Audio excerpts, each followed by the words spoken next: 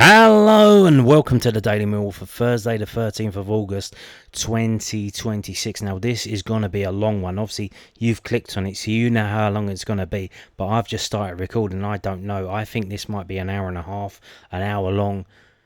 What we're doing today, we've got the Millwall news, and there's quite a bit of Millwall news to talk about, some controversial subjects to talk about, and then the back half of the video is going to be a season preview. We're going to predict the table of the EFL Championship 26-27, much like I did last season, and I did get it right. I did have us to finish third, and I had Coventry to finish first.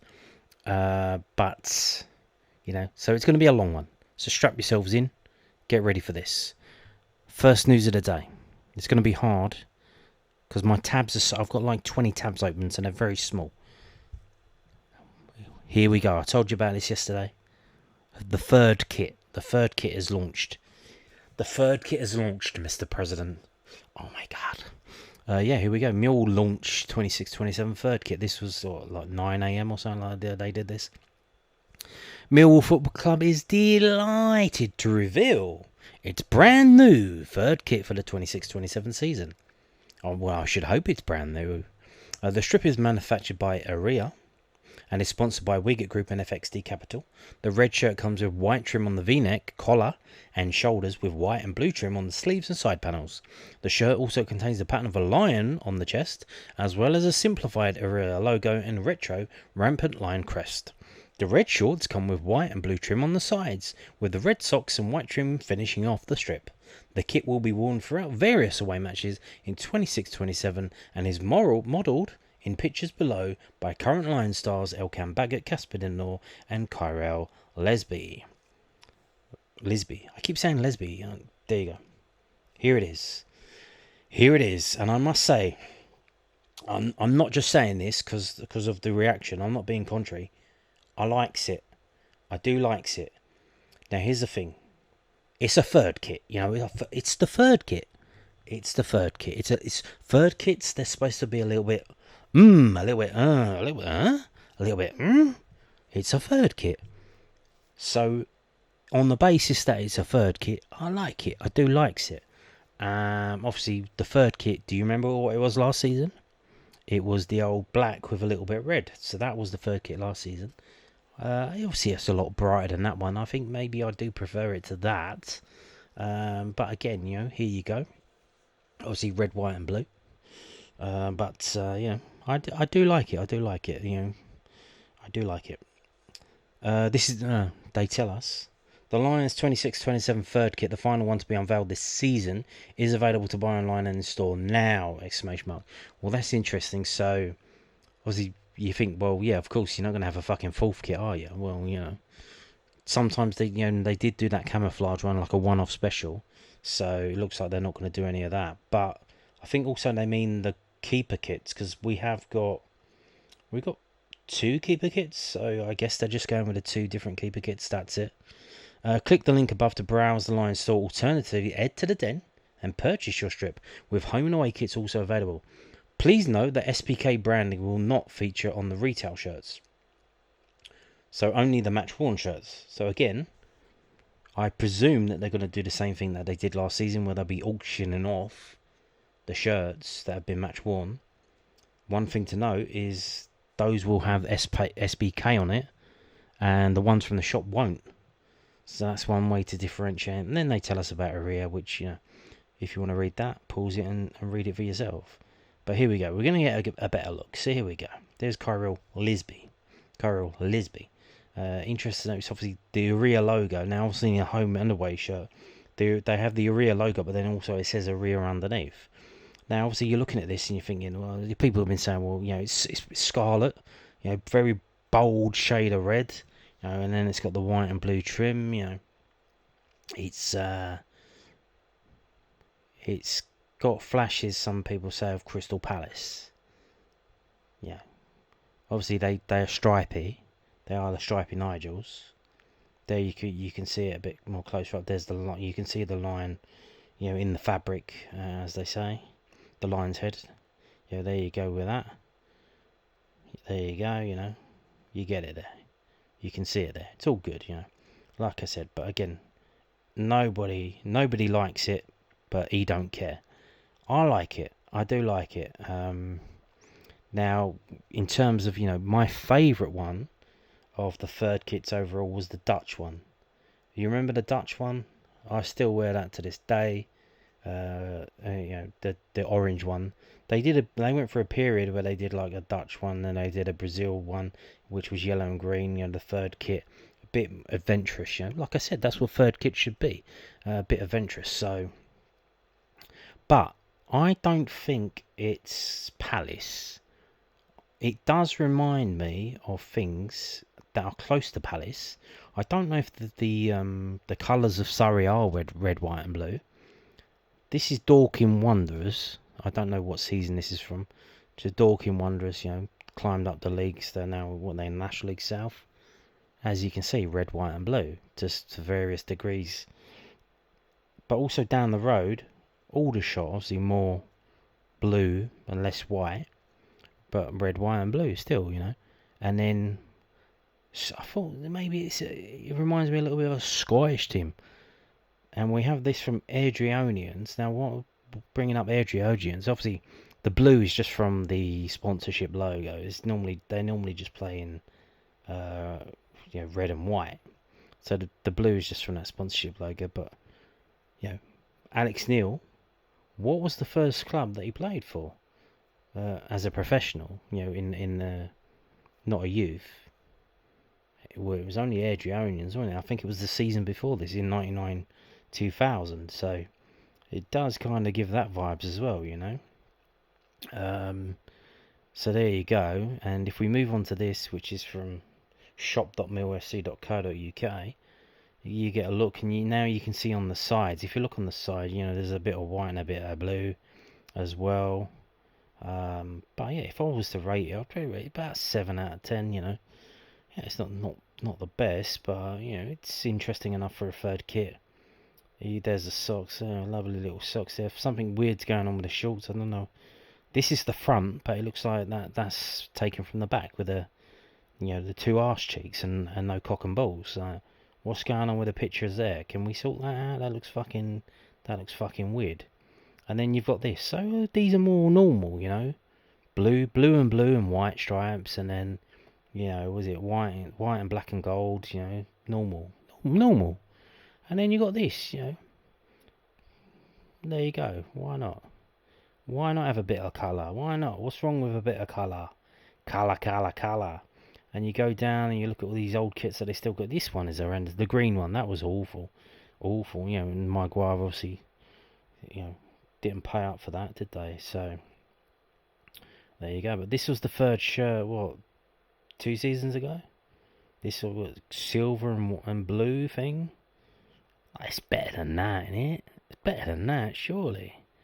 So, there you go. But one thing that does look very Crystal Palace, if you go to the training kits, can you see what I'm talking about? It's the one in the middle. That is very Crystal Palace coded, is it not?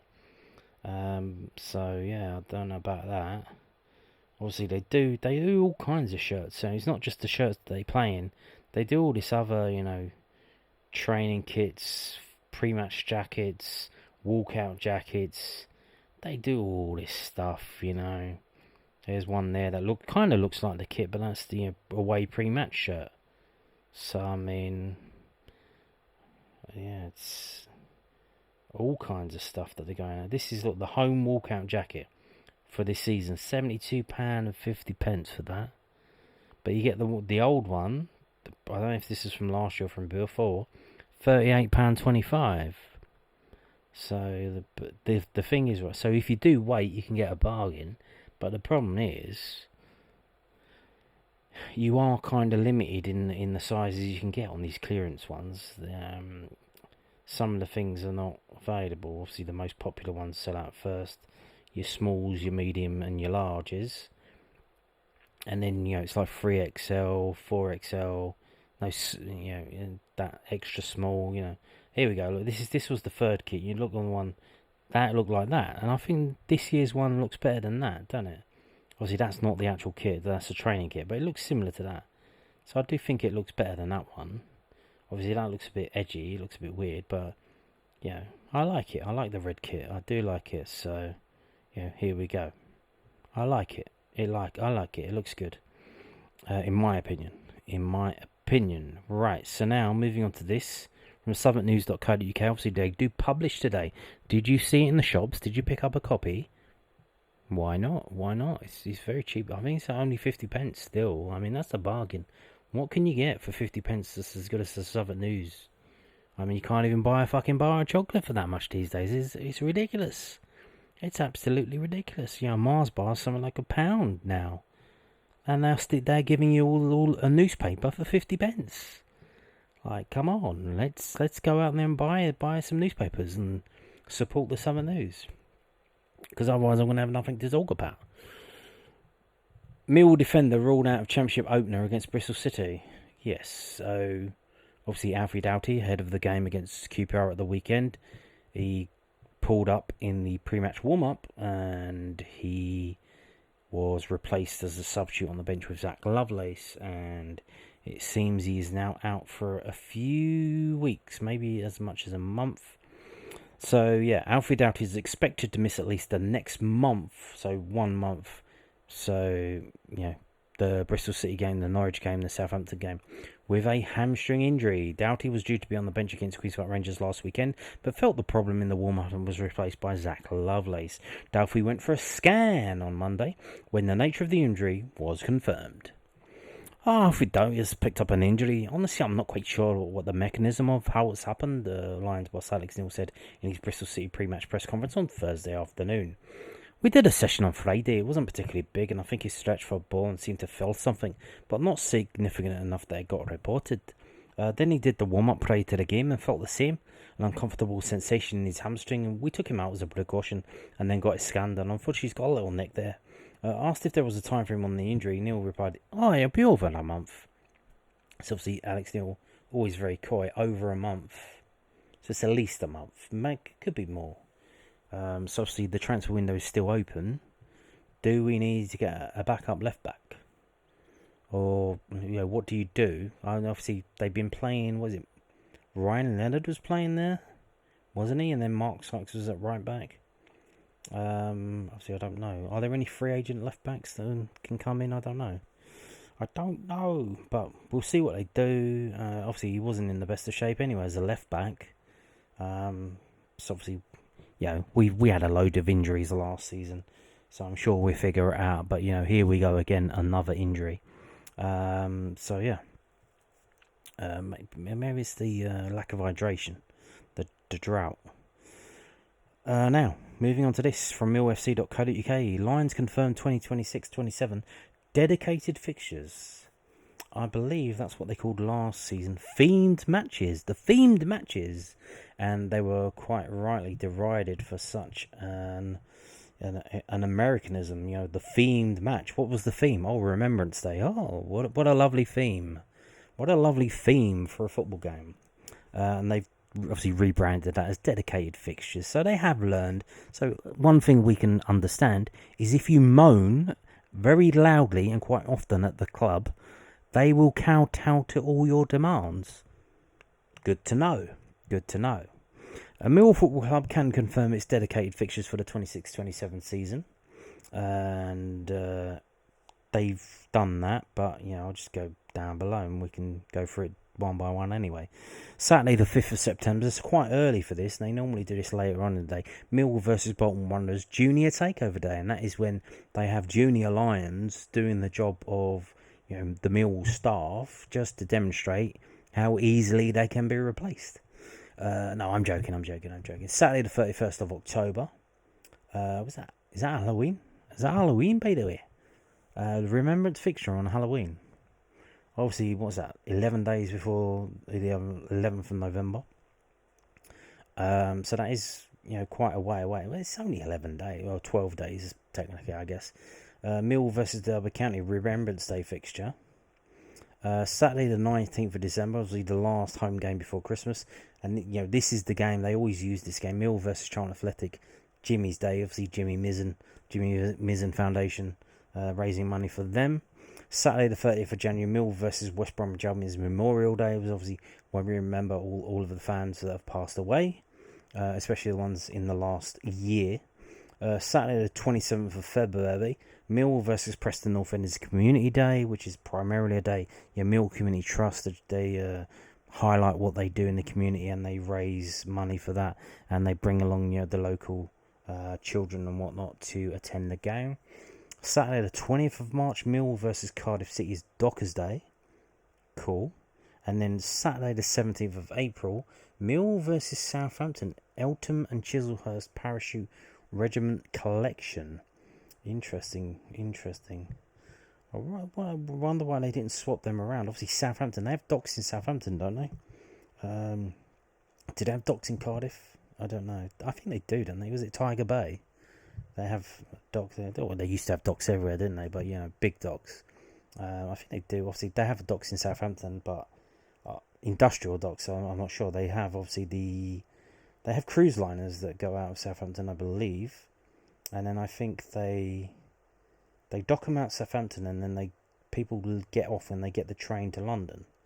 And then they obviously spend some time in London and then get on the boat and piss off again. But there you go, Eltham and Chislehurst Parachute Regiment Collection.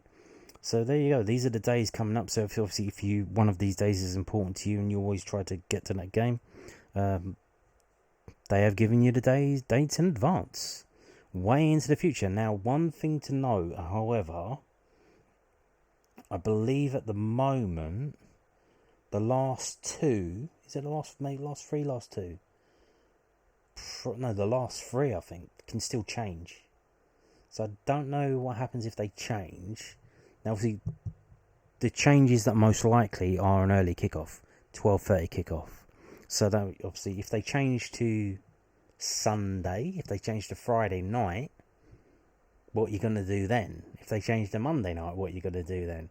Because obviously, if we're still involved at the top of the table at this time at the end of the season, how's that going to work out for these situations? I don't know, because they can still change. So we'll see how that works. But obviously, they have given the days. Well, I guess it's the game, really. It's the game that's involved.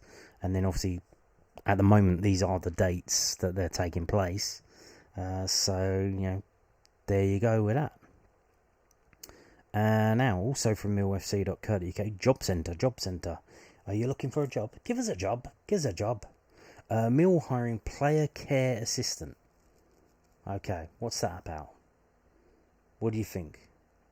Player care. So like a care home, like an OAP's care home. No, not really. It seems to just be like someone they can talk to about the problems, like what is it? Congestion charge. What the fuck is that, and how do I pay it? I just got a threatening letter in the post because I got in my car and I drove it like a fool. I didn't realise how I had to connect to the state apparatus and give them money to drive my car on the streets that my taxes already pay for. I'm sure they don't speak like that, but they will eventually, especially all the taxes that they're paying with their high wages. I'm surprised they're not all rabid libertarian or right-wing people after paying so much tax. Millwall Football Club is hiring a player care assistant. The player care officer is responsible for supporting the welfare, well-being, development and day-to-day needs of players. The role ensures players receive a high-quality pastoral care, helping them perform at their best both on and off the pitch. While promoting a safe, inclusive and professional environment. And then obviously we do have a job description. The closing date is Monday the 31st of August. You have to fill in an application form and email it to recruit@millfc.co.uk. And of course, we're going to look at the job application, because what is going on here? Well, player care assistant is the management and coaching department, head of training ground operations, training ground in the den. Full-time, 35 hours a week, evenings, weekends and match days as required. 27k. So, acts as a primary point of support for new signings and established players regarding off-field welfare needs with a high degree of empathy, professionalism and discretion. Don't you be leaking things in the WhatsApp group, because they'll know it's you, because who else is it? liaise with local estate agents to arrange property viewings for new players. This is the thing. Oh, we're signing this guy. Yeah, this guy's moving. Yeah, this guy's signing. I'm looking for houses for him. Yeah, keep it stum. Keep it stum. Don't tell no one. And build and maintain database of estate agents' contacts and properties. Book and manage hotel accommodation for new signings. Don't they just use that same hotel? They use the hotel that's around the corner from the training ground. Obviously, and then I think they have a flat. I don't know who has the flat, but someone has a flat in Canary Wharf, which Gary Rowett used to stay in, and now I think Alex Neil is staying in. So yeah, I don't know who owns that, but there you go. Identify and negotiate hotel partnerships to secure preferential rates for the club. Hotel sponsorship. Haven't seen that yet. Arrange tuition and educational support for new players, so presumably that's speaking English. Provide hands-on relocation and settlement support to players joining the club. You get the idea of that. Attend and support pre-season training camps both in the UK and overseas. Assist players with relocation, accommodation, transport, schooling, visas, utilities, and national insurance numbers, and settling into club organisation. Which, it's interesting, but you would imagine, so what the fuck? If we're doing all this, what the fuck do the agents do? The agents don't do fucking jack shit. You don't have an agent that does some of this, or an agency that does some of this stuff. You know what I mean? You're giving them a chunk of money, and they ain't doing fucking. What are they doing? They're just talking about the contract. That's it. Support players transitioning into the organisation. Well, yeah. There you go. Coordinate educational. Yeah, well, you've just said that. Whoa, what's going on? You've just said that. You've said it twice. First team and under 21. So that's what you do. But they also want you to do other stuff, so match day stuff. Because obviously you're not signing players all the time. There's going to be a lot of work, presumably, when these new players come in July and August. But in December, they don't really need. They should figure out how to do shit for themselves after a while. So they're going to have you do other stuff until obviously in January. Then you go again, and then in January, February, you're talking to the new players that are coming in and dealing with them. So you have to do stuff, players' entrances, players' family room, player match day tickets. So sorting out tickets. Obviously, players get free tickets, and you have to put the names on the list of the people that they're giving their tickets to. Lounge passes, under 21 QR codes for team sheets. So they're not printing team sheets out this season then, no. Coordinate scouting lists and etc, etc. You get the idea with that. Designated safeguarding officer, mental health, all that stuff. And this is what you need to have. Previous experience in a sports club stadium. Administrative and organisational skills. Excellent communication skills, both written and verbal. Be able to use Office, Excel, Outlook and Word. Experience in a player care, welfare or customer facing support capacity. Etc, etc, etc. You get the idea with that. So it's not really, there you go. There's a few things there. Committed to the values and culture of Millwall Football Club and to contributing positively to the club's working environment. That's an interesting one. So that kind of says it would be nice if you're a Millwall fan. That's what that kind of means. Obviously, they can't say that. I don't think they're illegally allowed to say that, but that's what that sounds like. So you get the idea of that. Another job, loads of jobs going at the club. So player care officer, player care assistant. Now, moving on to this, which hasn't been put on the website, but they put a link on X to take you straight to this PDF file. And this is, like I said, from Millwall. It's a fan advisory board, but they haven't put it on their website. But I believe there is a section for the FAB. If you go up to the website, Millwall FC, and go to the right-hand side at the top, there should be 3 lines, which you click on that, it brings up a menu. And if you scroll down, it should take you. There should be a thing for the fan advisory board, and I would imagine if you click on that, the latest minutes would be available through that. Although one thing to note, if you're using a mobile phone, I don't think you can go scroll down when you click on that to get the menu up. It doesn't work properly on the mobile. It doesn't load properly on an iPhone. Obviously, I don't know what it's like on the what's the other one, the Android. So do be aware of that. So, Fan Advisory Board, they've had a meeting on the 23rd of July, which is a Thursday to July the 23rd. I can't remember. This was around about the time we were playing, no? Was this just the week after we came back from Spain? I don't know, I can't remember. But there were a few people in attendance, and a lot of people didn't turn up. Obviously, summer, fair enough. We've got Mark Fairbrother, Max McLennan and Alex Russell from Mill FC.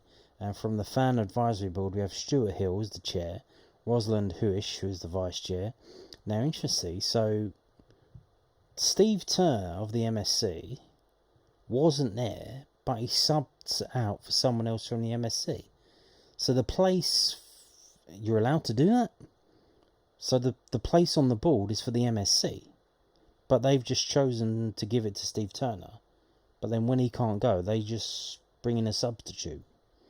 I thought it was literally for that guy. It's not really a fan advisory board if you can change the people on it willy-nilly, no? Although we didn't select them. Obviously, it's not democracy. The club selected itself. Obviously, all of this stuff, I don't agree with it to some extent. This is the reason why Millwall are doing this is because there's the independent regulator, which was set up by the government. The government needs to get the fuck out of everyone's business, stop taxing everyone so much, and just leave everyone alone. What they're doing is they're leaving the criminals alone, but they're getting in everyone else's fucking face and everyone else's business. All the normal people, and I believe they called that anarcho-tyranny. So the people that they should be dealing with, they don't do anything about, and the law-abiding citizens get their shitty end of the stick. But there you go. Stuart Ward was there, Peter Ramage, of course, and apologies for non-attendance. Danny O'Callaghan, Terry Lindsay, Steve Turner, Phil Reynolds of the Lions Trust, and John T. Castle of Millwall Football Club. The COO, the cuckoo. Matters arising from the minutes of the last meeting on the 9th of April. Luke Wilson had clarified in writing then that Millwall Football Club provide HR and financial management services to Millwall Community Trusts at a subsidised cost. SH reiterated Danny Callahan's offer of professional advice and assistance on plans to improve the memorial garden and memorials generally. Danny should contact Luke Wilson about the memorial stones. Obviously, the company that did that, they kind of went bust, and then there was a few people in limbo because they already paid. Obviously, it's a legal matter. Like, you have to go through the administration, put a claim in, all that stuff. But obviously, people still want memorial stones. You need to... Can we get another company in to do it? Or what are we doing it? RH asked for an early date to meet club representatives to begin the analysis. AR agreed to set up a meeting soon between RH and John de Castle. Draft fan engagement plan. To comply with Rule 128 of the first cut of the plan. Again, this is the thing, They have to do all this stuff. This is because they've been told to do it. The red tape. The independent regulators told them to do all this stuff. So now they have to do all this, It's a waste of everyone's time, isn't it? It's a waste of their time doing all these meetings. It's a waste of my time reading this out, and it's a waste of your time reading it. Why am I doing it? Exactly. Well, what's the point? To comply with Rule 128. So that suggests there's 127 more rules. Oh, God. First cut of the plan has to be submitted to the EFL by the end of July, but the plan is a working document that can be amended as the season unfolds. AR had circulated the current draft. PR had provided some feedback, in particular asking that some of the engagement work of the Community Trust could be woven into the plan along with the inclusion of the FAB's proposed work on the fan journey. MF noted that any inclusion of MCT work needs to be discussed and agreed with the MCT trustees, as the club cannot pass off their work as its own. It is a separate charity. That's what they do. Also, MF noted that the EFL engagement plan not a requirement. Instead, it should be considered for inclusion in the club engagement plan as part of a wider value added project, and not for the 31st of the July submission. SH offered the FAB's help in overcoming any concerns by building its own relationships with MCT's trustees.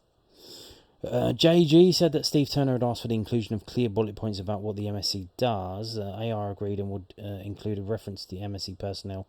Also, the FAB would provide bullet points about what is done so far. Yeah, notice that I kind of noticed that this season the MSC has been a bit more proactive, would you say, doing stuff. They seem to be a bit louder in what they're doing. But then people have been moaning about them, saying, "Oh, you're taking credit for other people have been doing," where they were just sharing the same post. Like, they shared a post about a Just Giving page for this family of Millwall fans that had been burnt out in Mitcham Fire, and then people saying, "Oh, you're trying to take credit for it." So everyone was sharing the same Just Giving page. Like, chill the fuck out, man. People just want to complain about the MSC for no reason. The thing is, right, the people have changed. All of the people have changed. It's a different. It is the MSC, but it's different people. So how, it's clearly not the same. High level business performance review. Well, this is going to be interesting. Perk your ears up for this. MF gave an overview of the emerging picture on the club's business performance for the previous year, which is being finalised and will be subject to audit. Income growth of circa 4%. So less than real inflation then, yeah, is expected. Matchday revenue had increased significantly.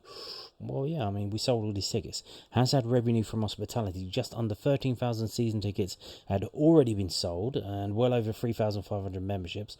Costs had risen over the previous season, but in line with the budget, and the club is looking at book loss and has a planned loss for the new season, reflecting a deliberate, carefully modelled investment in the squad, staff, operations and infrastructure. Separately, the club comfortably meets the EFL squad cost ratio, which is based on relevant revenue rather than profit or loss. MF explained the new squad cost rules versus the previous profit and sustainability regulations. He provided an update on MF's approach on this and the new reporting systems in place to ensure ongoing compliance as part of the real-time reporting. Did you see the video that they made? They made a video, and the woman in that, is her name Emma? I think, is it Emma Parker? Oh, it was Lisa Parker, Emma Parker, I'm not sure. I'm sorry if I got your name wrong. She said that we were one of the teams that voted against the changes, which makes sense because we were better off under the old one than the new one. So that does make sense, but she confirmed that we had voted against it. MM said the club would appreciate feedback on a proposal to bring back the matchday programme. So who is MM? Max McLaren. Okay, so Max McLaren said the club.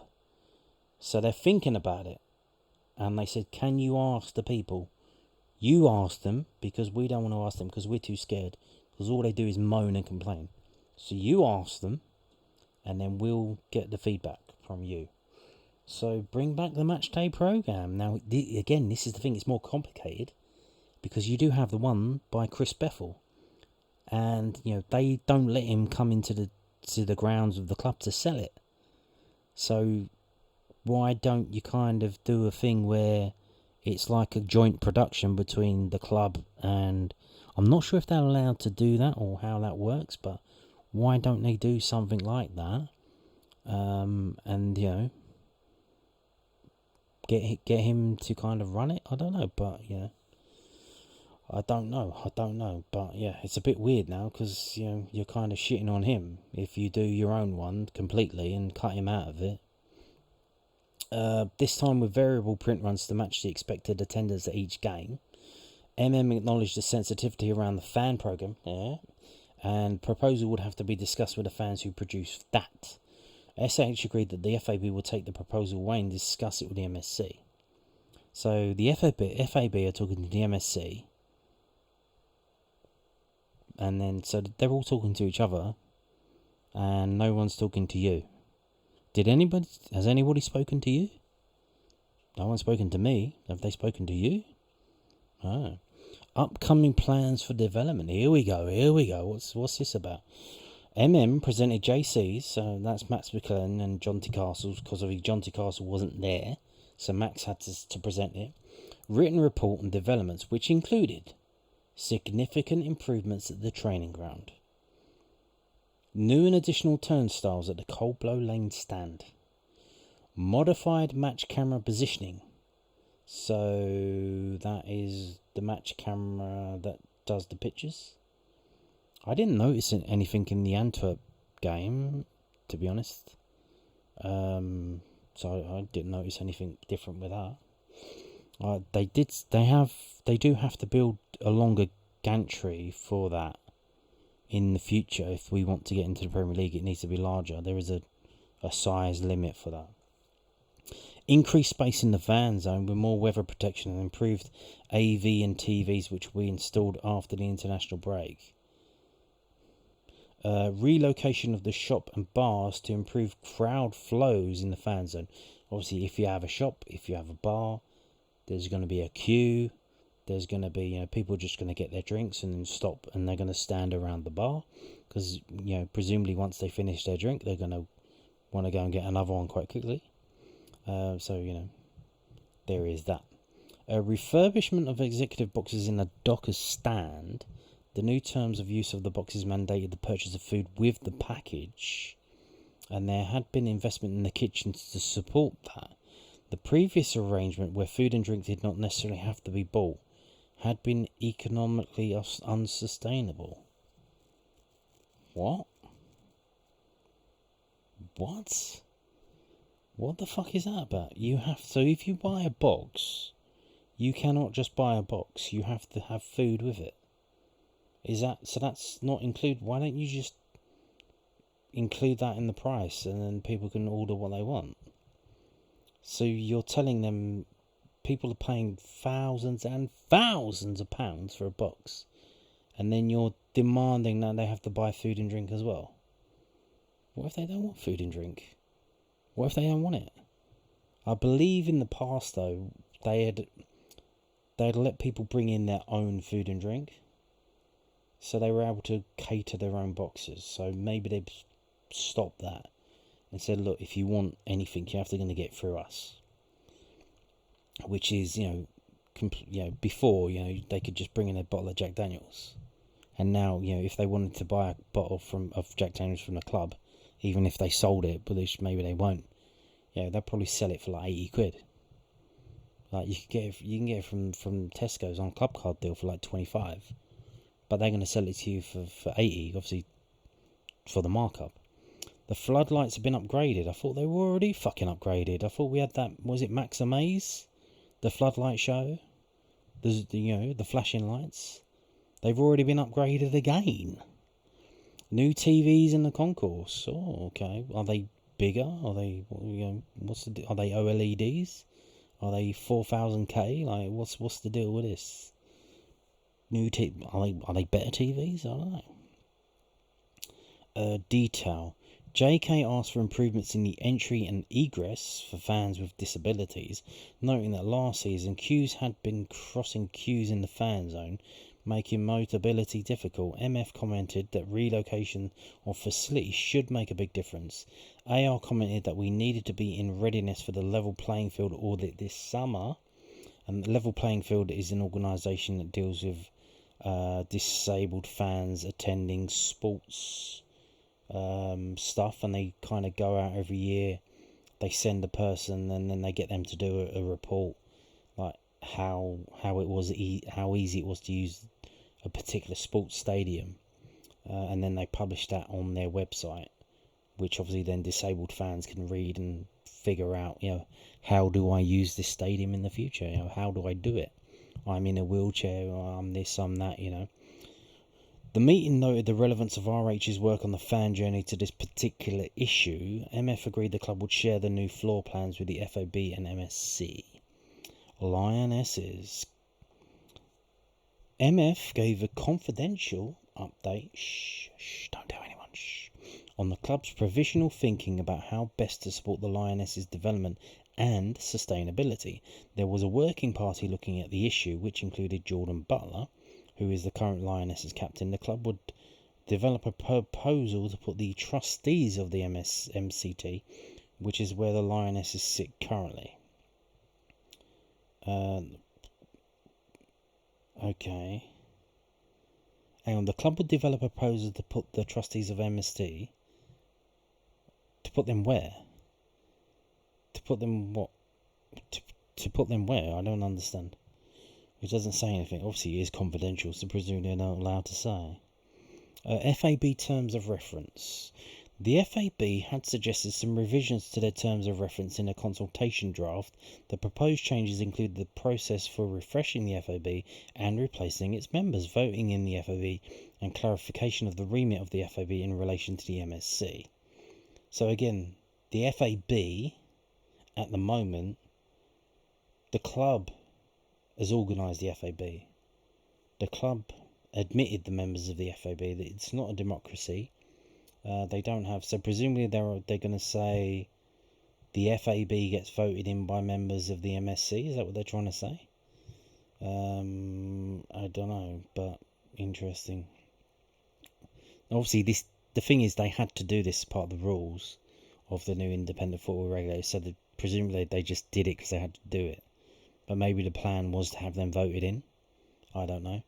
had sent a copy to Ashley Brown at the FSA for comment. SH would reach out to Ashley. said the club would take away the proposal and come back with comments. JG said the MSC would also have a look at what was being proposed. So, again, any other business? Family Excellence Award. It was disappointing. Despite all the work to push up the scores, the assessor had come across unexpected problems. Transport? Was it the road closures outside the ground? That meant the club missed out on a gold award. A working party was looking at how to get over the line to gold. AR said he would circulate the assessor's report to the FAB. The FAB was pleased to hear that the club were looking to deploy more paid stewards. Was it a bit of fisticuffs? What was that? I don't know. Paid stewards, interesting. Okay. Obviously, I mentioned this before. I don't know if you. So they have a gold award, but the way that they do it is they send people who aren't really football fans to the clubs, and they have to fill out a questionnaire afterwards. And based on the answers they provide, you get gold, silver, bronze. So the memorial fund set up when JB died, John Berylson. JG reported pressure from fans about what has happened to the fund. Do they think the club's stolen it? Some fans had taken screenshots of emailed undertakings given at the time. MF said he would speak to Emma Parker, the CFO, to provide the remaining balance details to the MSC for further consideration of usage. Emma provided an update at the fans forum, see below. The next fans forum, 3rd of August. Obviously, that's in the past now. The plan was to use one of the panels to introduce the club's senior leadership team under MF, with John D. Castle and Emma Parker due to be in attendance, and they have done that. And obviously, they did film that video as well. So they filmed a video 26 minutes long. I don't know if you saw that. So there you go. That was a complete waste of time, wasn't it? Now, moving on to this. Obviously, this is tomorrow. Again, the under-21s again. It's been like 3 days in a row, but Premier League Cup campaign begins for the under-21s. This is from millfc.co.uk. So Mill under-21s get their Premier League Cup campaign underway on Friday evening, taking on Brighton and Hove Albion. Kick-off at 7 p.m. A trip to the South Coast awaits for Kevin Nugent's side to play their first competitive fixture of the campaign. A difficult test lies ahead here. It's very hard. It's very hard for a first game. The Seagulls operate a Category 1 academy and recently won the Premier League 2 playoff final after finishing 12th in the league last season. They also were out winners in the Hong Kong Soccer Sevens tournament in May. There are 5 new faces who signed up for their first professional contracts over the summer, stepping up from the under-18s into a full-time environment. Caleb Redhead, Elias Mansell and Jaden Thomas-Smith, although amongst those expected to feature in the opening group stage match. Updates from at Millwall Academy on X and obviously the website after the game. Right now, you cannot go. You cannot buy tickets. You cannot attend this match. So going back to this page, this is Brighton and Hove Albion's ticket website, tickets.brightonandhovealbion.com. So we go down here, and if you look at the words in red, so this, again, they're not really using words properly. English, I don't know, obviously it's not easy for everyone. All development squad fixtures being played at the training ground are currently available to season ticket holders only. So the word currently there, currently, what would that suggest? Like currently, I was like, well, at the moment. But, at the moment, currently, but soon, they will be available to other people. No, the word currently is incorrectly used here. It should be only, and it should be in capital letters. Though they are only available to season ticket holders. You can only attend that game tomorrow if you are a Brighton and Hove Albion season ticket holder. So no wonder their team's doing so fucking well, because they gerrymander a biased crowd at their games. This is the complete antithesis of competitive sport, where the visiting team is not even allowed to have any supporters in the ground. So yeah, this is a complete fucking disgrace. So don't go down there tomorrow. Don't create an account on this website, because you won't be able to buy a ticket. Because I did that, and I couldn't. And then I read this, and okay, they're not. It's not currently. It's only available. So yeah, like, what a fucking shit show. Like, what are we doing here? The whole point of having these games in this cup, is that the players get used to playing in front of fans and in a competitive environment. So yeah, I guess we're not going to this one. So there you go. I was looking forward to a day at the seaside, but apparently not. So yeah, absolute disgrace. I'll be writing to my MP as soon as I figure out who the fuck they are. But there you go. Right, are we there yet? Yeah, we are. Okay, so that's been all the Millwall news. Now, the rest of the video, this is 47 minutes, so it's probably going to be another hour. The rest of the video is about previewing the 26-27 season overall, because obviously tomorrow is Friday and we have to talk about the game on Saturday. So we're doing a season preview today. So this is from skysports.com. There have been some changes. Obviously, the main one is to the playoff system. So yeah, from top 6 to top 8, a new playoff system has arrived. The most significant alteration to domestic football in decades has happened over the summer, with the Championship playoffs expanding from a top 6 spot to a top 8 position this season, presenting clubs with more opportunity for promotion. So what has and hasn't changed? Well, first and second are automatically promoted as normal. Third and fourth still qualify for the playoff semi-finals. However, it is 5th versus 8th and 6th versus 7th in a one-off eliminator. Not 2 legs, one off. And it is the 5th team at home and the 6th team at home. This is the way it's going to be. So if you finish 8th and you finish 7th, you have to go away. And if you finish 5th and you finish 6th, you get a home game. At the home of the side who finishes higher up the league. Yes. Now, the winners of those eliminator ties progress to the semi-finals to face the 3rd and 4th teams in 2-legged ties, with the second leg at the home of the side that finishes higher up the league. So that's always going to be 3rd and 4th then. That's always going to be 3rd and 4th. So if you finish 3rd and 4th, you will go straight through to the semi-finals, and you will play an away leg first and a home leg second. Okay, got that? One other key thing to note is that whatever happens, 3rd will face the lowest ranked team remaining. Now, this is a thing that's probably a bit annoying, because this is lastminute.com. Especially for us if we finish 8th or 7th, because we're going to be away to these teams first. So if 8th beats 5th and 6th beats 7th, it is in the eliminators. 3rd will face 8th and 4th will play 6th. So the benefits of finishing 3rd, if there are any, is that you go through to the semi-finals and you will always get the bottom team. So whether that's the 8th team, the 7th team, or the 6th team, presumably you could never face the 5th team, because how will they be lowest ranked? They can't. They can't be the lower ranked team, because the other tie is 6 versus 7. So if 6 win that, that's lower than 5th. So if you're third, if you finish third, you will never play 5th, and you will either get 6th, 7th, or 8th team. Okay. So there is no preset path for the semi-finals before they eliminate. So again, you could get, obviously none of these games won't be on the same day. So one game will be on one day, then the other game on the other day, and you'll be waiting. You don't know who are we going to play? Who are we playing?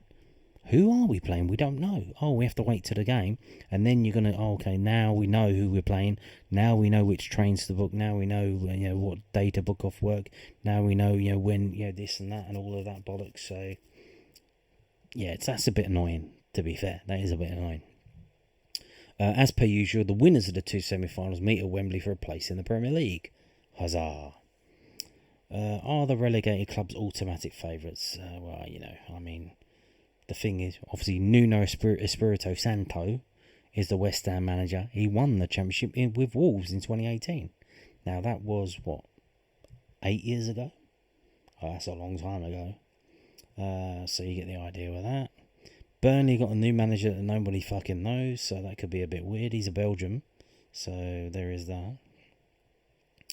Now, Middlesbrough spent some money trying to get over that line.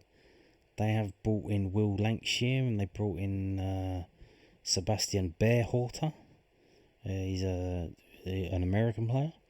And Radek Vitek, the goalkeeper, who was at Bristol City last season. So, and their manager, they do have a good manager. He just couldn't get through that playoffs, could he? And obviously, what's going on with this? We don't know. It's still rundling on. But they still have a good squad. They do have a good squad. Obviously, they start on -4 points, so we don't know about that.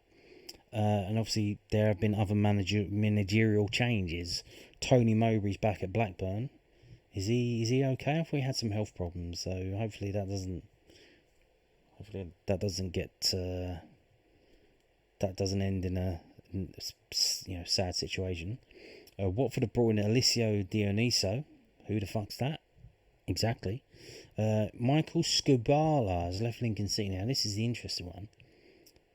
People treating him like some kind of fucking guru because he got Lincoln out of League One. Now, obviously, this is the first time Lincoln have been in the Championship since 60 years, or in the second division in 60 years. But he fucking jumped right out of the fucking way. He didn't stick around. He's like, I'm off out of it. So he knows Lincoln ain't cutting it in the Championship. He knows that. And he's fucking bolted for the exit. So we'll see how that goes. And now Lincoln have done a weird thing. They got joint managers. Like, what's that about? You can't make a decision. You have to put 2 people in charge. I don't know. That's a bit weird. But so there you go with that. Now I found this. Now this seems to be the most comprehensive and up-to-date list of Championship transfers that I have found, and it's from theboltonnews.co.uk, and it was updated 11 hours ago by a guy called Dan Barnes. Fantastic job, Dan. He's doing a brilliant job. This is the best one that I've found on the internet. Obviously, kind of hard to find things on the internet now with search engines and whatnot, because it's all kind of fucked up, but it's a bit hard to read though, but we will give it a go. You can see basically how many players in, how many players out, where they've gone to. It is that kind of thing. So Birmingham City, players in, players out, all of that. Blackburn Rovers, only 3 players in. Some guy from Switzerland, Jaden Fevrier from Stockport, and Sam Morsey from Bristol City. That's a bit, I'm not sure about that. Bolton Wanderers, there's a few in there. Obviously they do have to reinforce their squad from I believe they won the playoffs, didn't they? They won the League One playoffs, so you would argue that they're the weakest team, but I don't think they are. I think they've made some decent signings here. Obviously, got a couple of players from Wrexham. So I think they'll do just fine. I think.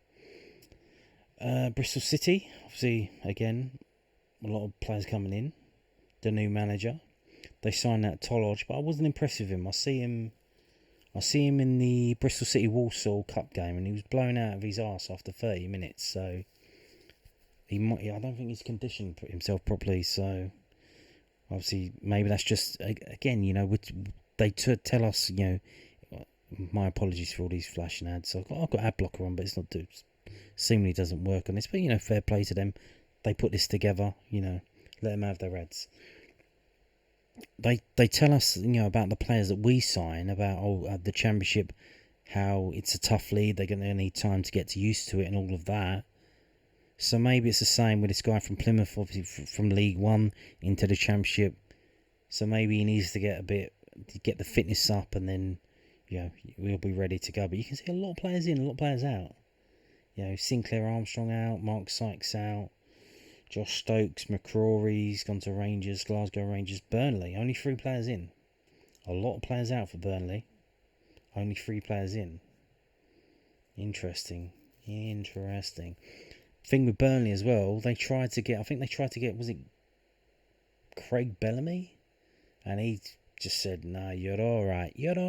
Well, he's not Scouse, he's Welsh. You're alright." So yeah, he didn't want to go, and someone else didn't. Was it Gary O'Neill or someone? He didn't want to go there, and then they ended up with some other random guy from Belgium. So again, I don't know how that's going to work, because was it Southampton brought that Will Steele guy in from Belgium last season, and that was a disaster. So the thing is, I'm bringing people in from Belgium. Hopefully, fingers crossed, ours are okay, because we're bringing players in. Not sure about the managers though. Cardiff City. Only 2 signings. Interesting. But only 1 player out. Not a lot going on. Now, here we go. Look at this. Bargain basement going on here. What's going on here at Charlton Athletic? I mean, I think Chalabar's pretty quick. But I mean, you look at this. The players are on the way out. I mean, not only that, but players have been leaving them for other teams in the Championship. Lyndon Dykes. Apparently they offered him a 3-year deal, and he said, I'd rather go to Millwall for a 1-year deal. And then, Tanto Alafi, Lincoln.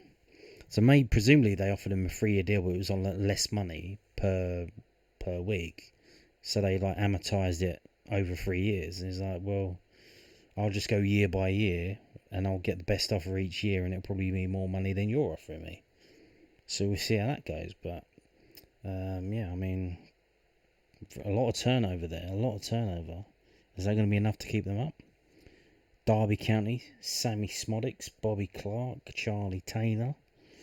A lot of two free transfers alone and undisclosed. So they're not spending money. Weird thing happening this week with Derby County in that weird geezer. Was it Turkey Al Sheikh? Sheikh Al Sheikh? Shake and Shack. He was going to invest in the club, and he's bailed out at the last minute. All very weird going on at Derby, isn't it? All very weird.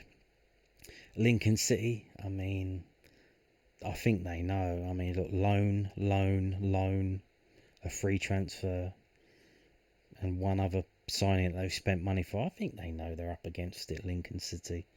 I think the fans will probably just, if they got their heads straight, they'll just be here for the party, enjoy it while you can, And what's this Middlesbrough? Obviously, we mentioned them, decent signings here. Carl Joseph from Hull, Will Lancashire, Berhalter, Radek Vitek. A lot of people tipping them for top 2. Like Hayden Hackney, he left, he wanted to leave, Go on then, off you go. Ciao, bye. Obviously, Millwall, we brought in 9 players, and already a couple of them have injured, so fantastic stuff there, Same old. We got players out on loan, and the players that left, they've gone on to, lesser things, shall we say, League 1, League 2. So it does seem we have improved our squad overall. Now we just have to keep the players fit. Norwich City. A loan. It's from Brazil, no? The Cruzeiro. I think that's Brazil. A player from France. Andre Brooks from Sheffield United. Sam Field from QPR. George Long. They've managed to get rid of him. I don't know how they've done that. Southampton have taken George Long on. Will the George Long curse extend to Southampton? Can you imagine if their first choice keeper's injured? That Israeli guy, and they have to play George Long. Portsmouth, I think Portsmouth, they know they have to do a lot of business, and they've done a lot of business. Is it going to be enough? We'll see, but yeah. Preston, I mean, a few decent players coming in. Alfie Doughty, Bergzog. That Arabi guy that was on loan, that we were trying to get from Sweden, he went to Belgium. They've got him on loan from that Belgium team. Queen's Park Rangers, obviously we know about them. We played them the other day. I mean, I don't think they're going to do much this season. Just kind of treading water, really. Not much of an improvement, to be fair. Sheffield United, I mean, 3 players in. I think they got money problems as well. So yeah, Calvin Phillips on the loan. Although again, I think their parachute payments have run out, so they don't have the parachute payments. So, and they've sold Gassama. They sold him a couple of days ago. He's gone to Coventry. So I think that's funding the gap in their money. But a loan from Brentford, a free, and another loan from Man City. Obviously, there's still time. I presume they've got to play 3 games to play, and then the window closes. So, if they have a fucking stinker, I imagine they'll probably try and improve the squad still. But Southampton, obviously, they did the first deals in that these loan deals they converted into permanent deals. Carl Larin, fantastic player. He's been trying to get to England for a while. Obviously, because of the work permit rules, you have to go play in other teams in Europe to get the points to get you into to get your work permit. So yeah, very impressive of him. Daniel Peretz, that's the Israeli keeper. George Long, another, we know about him. He's fucking shit. And then a loan from Man City, and Lewis Dobbin from Aston Villa. And they managed to sell Shay Charles, Northern Ireland International. I think he's a wing back, for £30 million, reported. Obviously, I hope that's the deal overall, because I can't see how on earth he is worth £30 million. But yeah, just insane. Stoke City, a few players in there. They've been spending money. They have been spending money. Now this is weird. They paid 10 million for Ethan Galbraith, who was at Leyton Orient. Again, he's a Northern Ireland international as well. Went to Swansea, had one good season, and they've paid 10 million for him. And Swansea have taken the money. They've accepted the money. Just bizarre. I guess. And Svante Ingelsson, we were linked with him, midfielder, I believe, attacking midfielder. They picked him up from Sheffield Wednesday, so there is that. Swansea. Not much going on here from Swansea.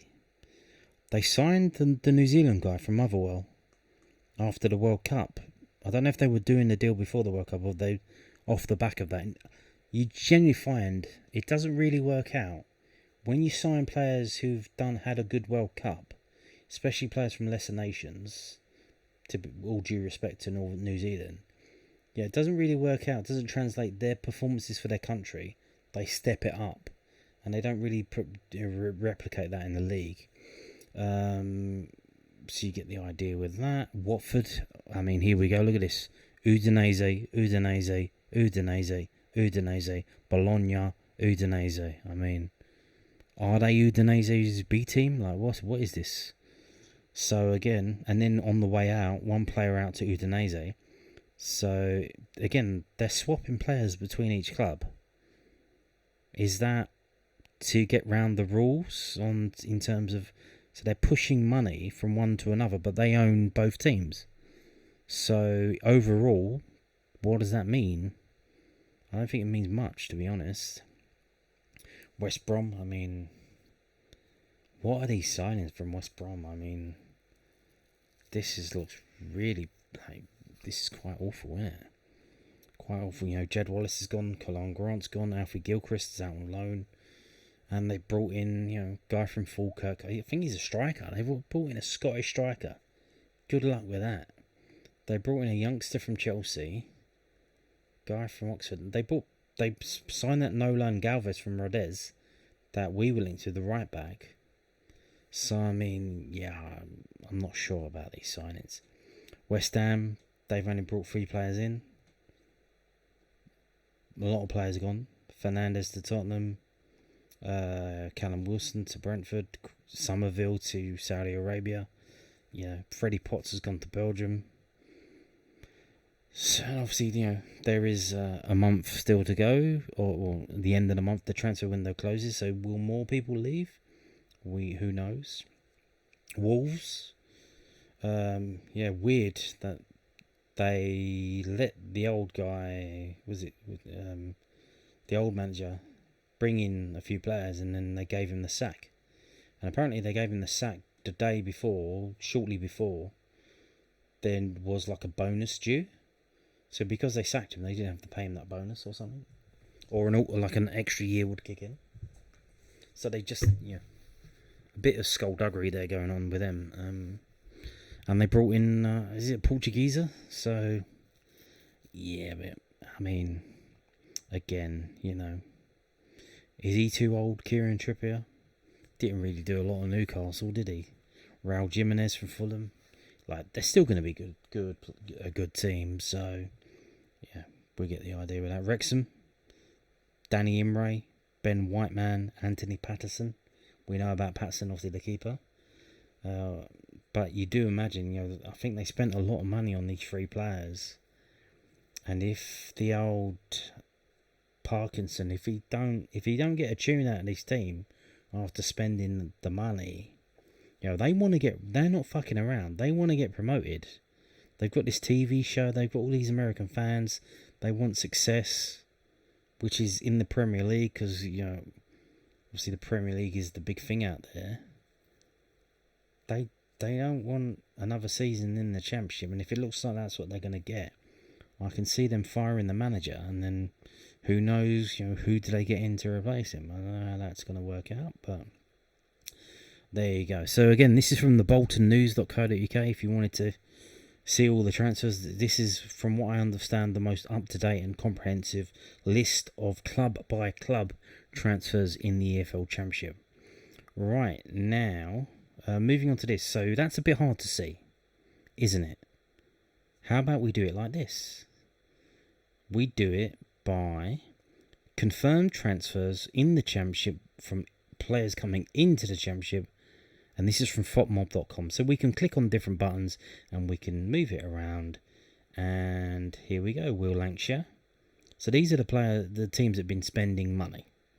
Middlesbrough, Will Lancashire. Ethan Galbraith to Stoke. Saeed to Wolves. Patterson to Wrexham, 7.9 million. VTech to Middlesbrough. So these are goalkeepers. Goalkeeper.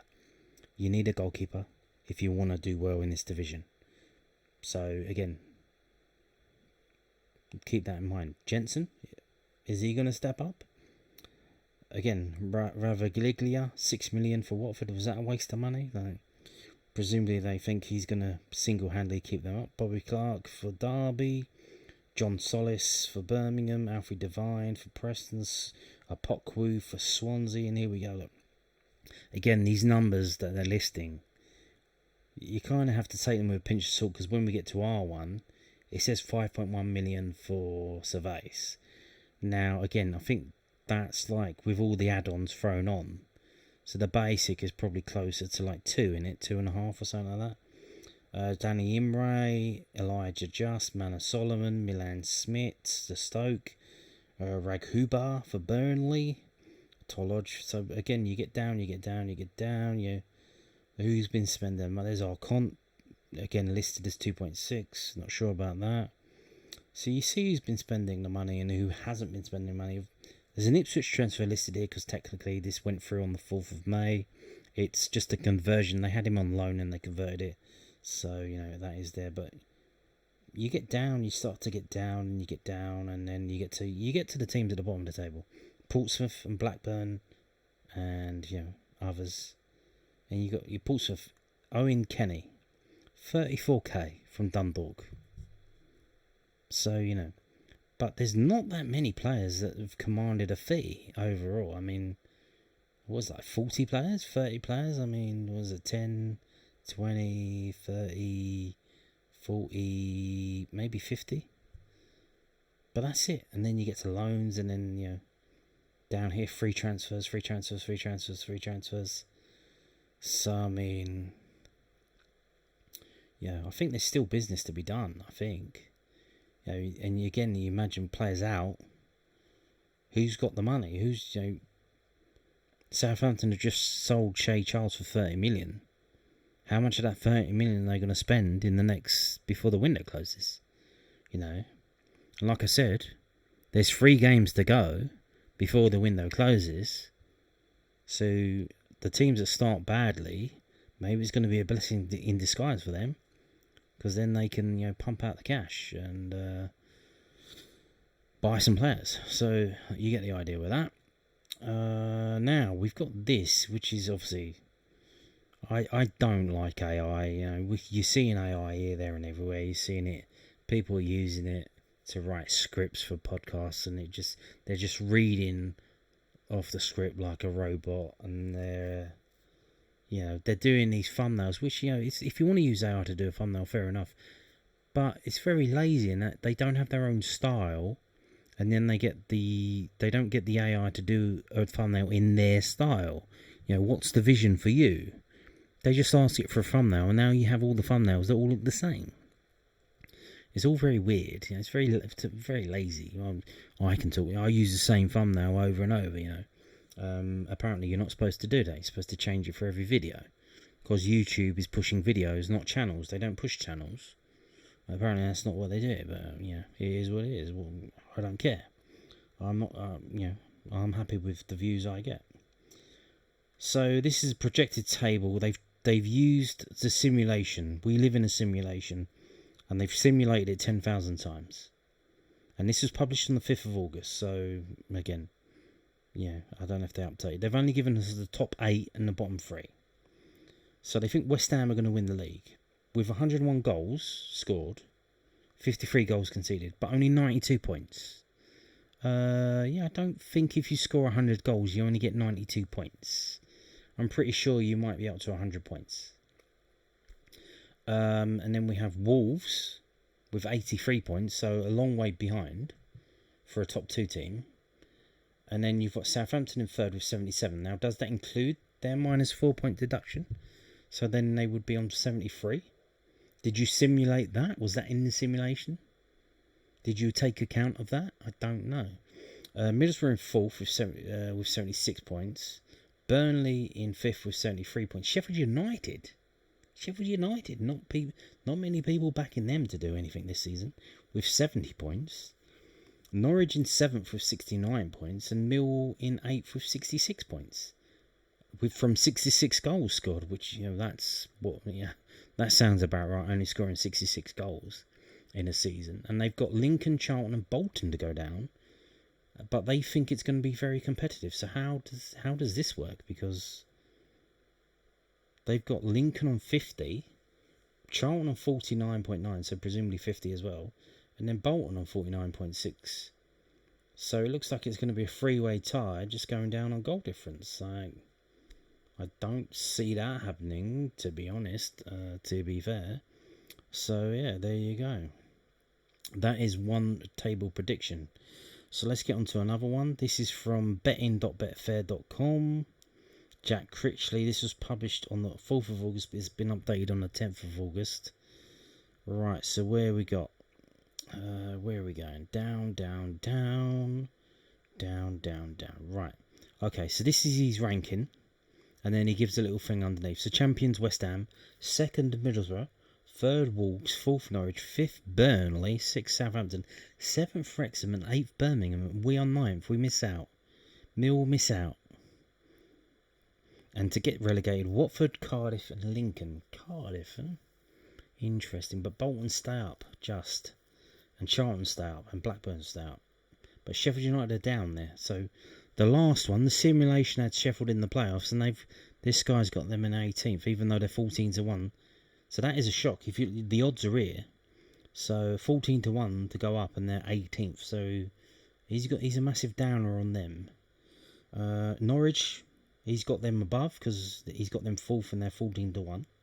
So it seems he's swapping Norwich and Sheffield United.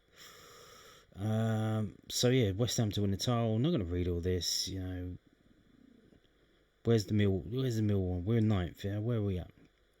Interesting to note, if you look at the odds they're linking to, SBK, the new sponsors of Millwall.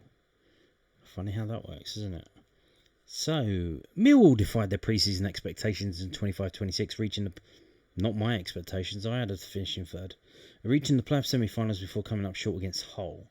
This achievement was made even more impressive given their lack of midfield options for large parts of the season. Indeed, Alex Neil is a steady hand and knows what it takes to successfully navigate a championship campaign. He has added Elkin Baggott, Mark Sykes and Jensen Metcalfe, all of whom will contribute this season. The Lions have a recent record of finding gems from further afield and will be hoping that Matisse Vase, Tariq Alcant fit the bill. Kyrell Lisby has been recruited as a potential Femi Aziz replacement should the winger be snapped up this summer. The Birmingham side were excellent on the road last season, so improving their record at the Den is essential.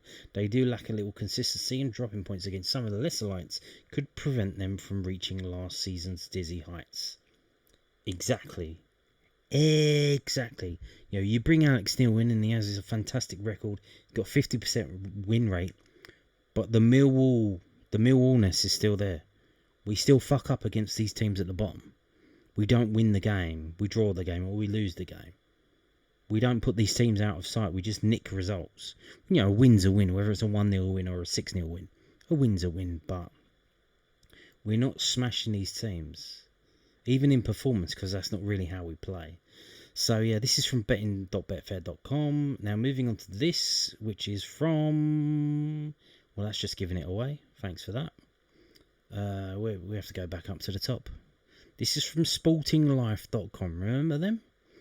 24-1 preview of the EFL Championship, and this was published Wednesday the 12th of August. They got a little video out on YouTube, so it's the channel's called This Week's Hacker, if you want to see that. So the teams that they've got to be relegated are Blackburn, bottom. Now this is the thing with Wolves, who got relegated from Premier League last season. They were being tipped up to get relegated year after year after year. They were always there or thereabouts.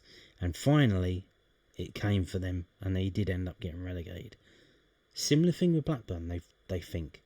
Because every year, they're not doing too well, and they manage to get out of it. But is this season the year? The fans have stopped going. They're boycotting it. They want the owners out. What they called Jenkies, I don't know what they're called. They sell chickens to curry houses or something. Apparently that's a way to make a lot of money. They've got them going down. Lincoln 23rd. So also going down. Now this is the curveball. QPR. Now you would imagine if you look at the reason what they've said for this, the last 15 games of the season, the teams with the fewest points, have a look. Sheffield Wednesday, that's an outlier. They had their problems. Stoke City with 12, Watford with 13, Preston with 13, and QPR with 14. Now you think, it's the last 15 games they gave up. 15 games is going back to January. You're still in it in January.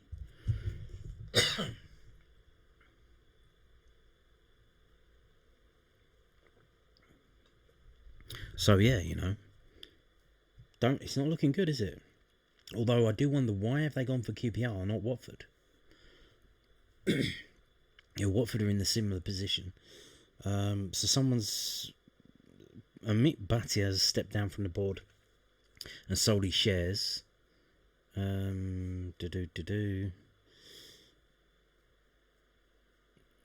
Yeah, okay. Oh, they've got Watford just above relegation. And they've compared them with QPR, quite similar. Yeah, Charlton, they've got them staying up. I mean, I'm not sure about that, pal. I think, interesting enough, the 3 London teams in a row, Charlton, Watford, QPR. Well, I mean, Watford, London-ish. I'm not sure about that. Maybe reverse them around. Portsmouth 19th, Bolton 18th, Stoke 17th, Preston North End 16th, West Brom 15th, Cardiff 14th, Swansea 13th, Bristol City 12th, Derby 11th, Sheffield United 10th. Okay. And here we go again. What's your fucking problem? They got Millwall in 9th. Millwall really make life easy for opponents, particularly at the Den. They went mightily close to automatic promotion last term, finishing 3rd, and just a point behind second place Ipswich. Having so far retained the core of that squad, they will be confident again of making the playoffs, although it could be much more difficult this time around if their summer of transitional transfer business is anything to go by. So they think we're going to be confident in making the playoffs, but then they have us outside the playoffs. Make that make sense. They've got Wrexham in the playoffs, Norwich in the playoffs, Southampton finishing 6th, Birmingham 5th. Are you serious? Serious? Middlesbrough 4th, Burnley 3rd, West Ham 2nd, and Wolves. Oh, okay, so I mean, this is a guy who's only watches the Premier League because he's got the 3 teams that came down from the Premier League at the top, which is statistically impossible to happen. How is that going to happen? Like, what are the odds on that? Like, this is a betting site. You're working for a betting company. What are the odds that the 3 teams that came down are going to go back up straight away? Probably, like 60 to 1? I mean, it's not. That don't happen. It don't happen. Everyone thinks it's going to happen, but it don't happen. It don't happen. Now, what we got? What's this one? I don't know. Let me click on it and find out. Oh, yeah, this is from Talksport.com. And I've had to do it like this because they wanted to block it because I didn't accept cookies. They go team by team, which is confusing. So we're just going to skip to the end because they have a table at the bottom. So careful. Don't, if you start to get blurry and dizzy, sit down. But it's going to be a while as we scroll down to the bottom where there is a table. And here we go. So, again, they think West Ham are going to win the league. They think Wolves are 2nd, Middlesbrough 3rd, Burnley 4th, Wrexham 5th, Birmingham 6th, Southampton 7th, Norwich 8th, and again, Millwall 9th. Are these people just copying each other? Does anyone have an original thought these days? Like, what is going on? They've got QPR 13th, and they have Bolton, Blackburn, and Lincoln to go down. Lincoln bottom, Charlton just staying up. So presumably, what was this written by a Charlton fan? Would not surprise me. Would not surprise me. It is, obviously, TalkSport is based in London Bridge these days, so I imagine, a Charlton fan would love working there, high up in that building outside London Bridge. They can watch all the trains come and go. I'm sure they fucking love it up there, Charlton fans. Right, there you go. You seen that? You seen that? Okay, let's go on. We've got another one, and it's reloading again. ESPN.co.uk. What do they know exactly? What does ESPN actually stand for then? I don't know. Something sports, something network. I don't know. What's going on? I don't know. When was this published? 13th. Today. They think West Ham are going to win the league. They think Wolves are going to finish 2nd. They think Middlesbrough are going to finish 3rd. They think Southampton are going to be 4th. Norwich 5th. Burnley 6th. Okay. Millwall 7th. Okay, 7th. Okay, not bad. Keep an eye out for Camille Negley in field. I will do that. Sheffield United 8th, Derby 9th, Bristol City 10th, Wrexham 11th. So interesting enough, obviously this is ESPN.co.uk, but this is an American company, ESPN, owned by Disney, ABC, whatever they're called. They got Wrexham finishing 11th. So I don't know. Is that clickbait? I don't know. They got Birmingham down there as well. And who have they got at the bottom? They got...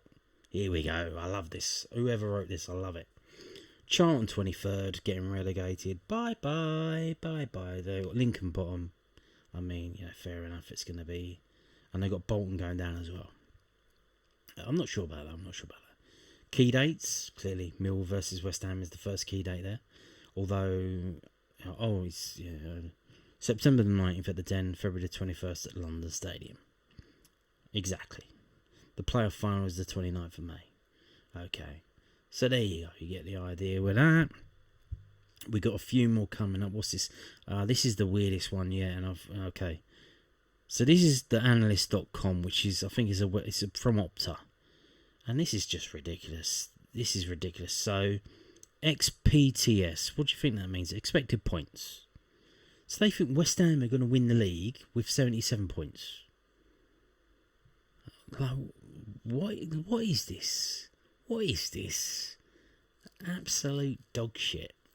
Not that West Ham, I think we'll get into it in a minute. I have my own predictions. But that the team that wins the championship is only going to get 77 points. And then 74 for Southampton second. Middlesbrough third. Wolves fourth. Burnley fifth. Millwall sixth with 70 points, which is 13 points less than we got. Okay. So they think there's going to be a lot of draws or something? I mean, how is the team at the top of the table only got 77 points? This is 3 points for a win. It's not the 1970s. It's not 2 points for a win. What are we doing here? They've got Lincoln finishing 15th. I mean, blimey. And they've got Stoke bottom. Stoke with 51. This is a record. Charlton going down with 53 points. So, I mean, presumably this is stat-based. I mean, Opta. This is, just mental. I mean, I think your AI has gone a bit nuts. You might want to have a look. Charlton, Watford and Stoke to go down. Stoke bottom of the table. Bottom of the table with 51 points. This is just, this is the thing about just blindly following stats and not looking at anything that's realistic. This is just nuts. Expected. I mean, is anything coming up? I don't know. No, it's not going to load. Is it loading? No, it's not loading. So you get the idea with that. That's a load of rubbish. And now we move on to this 442. This is fanbanter.co.uk. I think they've just nicked 442 stuff. You can buy the magazine. It's on the shelves. They do that thing where you have to click through to the next one, just trying to maximise their ad revenue. So it's the same thing on the next 3 pages that we're going to look at. They got Lincoln finishing bottom, Blackburn finishing 23rd, Portsmouth to get relegated, Charlton just staying up. Again, not sure about that. I would have Portsmouth over Charlton all day long. Bolton 20th, 19th, Stoke, Cardiff 18th, Preston 17th, and then next page, Watford 16th, QPR 15th, West Brom 14th, Bristol City 13th, Swansea 12th, Derby 11th, Mill 10th. The Lions had to dig their claws in to keep some of their talents this summer. Following last season's playoff push, this could still end with a minor rebuild if losses are felt, but the long-term picture looks rosy. The 442 magazine predicted the club to finish in 8th place for last season, but instead they finished 3rd. Well, again, they don't know what they're fucking talking about then, do they? Sheffield United 9th, and then the 3rd page, these are the playoff teams: Birmingham in 8th, Wrexham in 7th, Norwich in 6th, Middlesbrough in 5th, Burnley in 4th, Wolves in 3rd, Southampton in 2nd with the minus 4 points deduction. That's not a lot, is it? What's that? 1 win and 1 draw. And they said they would finish 2nd last season, but they finished 4th. And they got West Ham to win the league. So that's 442 magazine. Right. I'm going to, very close to the end now, I'm going to start talking about my prediction. But first I want to have a look at this. This is from mill-history.org.uk. It's the Mill History Files website, run by Gaza. You may know him from the forums. So at the moment, this run of championship appearances is a record breaker. We're now in our 10th season in a row in the championship, in the second division or second tier of English football. This is our 10th season. Why am I showing you this? Well, I'm showing you to compare and contrast. You can see in previous seasons, so obviously Since Gary Rowett came in, 68th one season, 62 points the next season, 69, 68, 59. There's a lot of management changes and whatnot. Then we finished 8th with 66, and then 83. First full season just under Alex Neil with his 50% win rate. He wins games. He wants to win games. He understands that a win and a loss gets you more points than 2 draws, even though, oh my God, the fans, oh my God, we lost the game. How many points we got from 2 games with a win and a loss? 3 points. How many from 2 draws without losing? 2 points. Take the win and take the loss. You got to win games if you want to get up. If you want to get up the table, you need to win games. So again, now why am I showing you this drop off? So let's have a look at the drop off, right? Are we going to get 83 points again? Probably not. Division's tougher. However, is that going to be enough to get us where we need to get? Now, obviously, this is a different division, but if we go back to League One, when we lost in the playoff final, finished 4th with 81 points. Season after, we only got 73 points, so we dropped off. Fair few points was that's 8 points. We dropped 8 points. We still managed to finish 6th. We win the playoffs. So we dropped 8 points. Now, if we drop 8 points, if we get 8 less points at the end of this season than last season, that's probably still going to get us in the playoffs. But realistically, so let's say we lose while we're here. Let me just skip forward and look at this. So this is the table from last season, right? 46 games played, 24 wins, 11 draws, 11 defeats. So obviously we're trying to compare season to season. One season to another. 24 wins. Can we get 24 wins again? I don't know. Probably not. But there will probably be fewer wins. So let's say we get 20 wins and not... so that's 4 less wins. So that's 12 less points. So that'll take us to 71. Now, in this table, it's not enough to get in the playoffs. But in the new playoffs with 7th and 8th, maybe it'll be enough to get us in there. So again, with 4 fewer wins, now presumably, that's suggesting we go from those 4 wins are converted into 4 defeats. So it goes from 12 points to 0 points. So, but we still have to win 20 games. Under Alex Neil, can we do that? Sure. I mean, look, we scored 64 goals. Look at the goals scored for the teams around us. The next fewest is Norwich in 9th. There are teams that finish in the bottom half of the table. Sheffield United, they got more goals than us. 66. QPR got 61. I mean, you look at that. Look, fucking Leicester City finishing, obviously, they got points deduction, but, they scored 58.